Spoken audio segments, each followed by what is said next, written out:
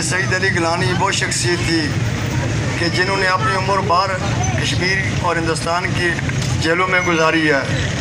ہم سعید علی گیلانی صاحب کو خراج تحسین پیش کرتے ہیں اور انشاءاللہ یہ پوری کشمیری قوم وعدہ کرتی ہے کہ ہم انشاءاللہ سعید علی گیلانی کے جو انہوں نے نعرہ لگایا تھا ہم پاکستانی ہیں، پاکستان ہمارا، اس کو تکمیل تک انشاءاللہ پہنچا کر رہیں گے۔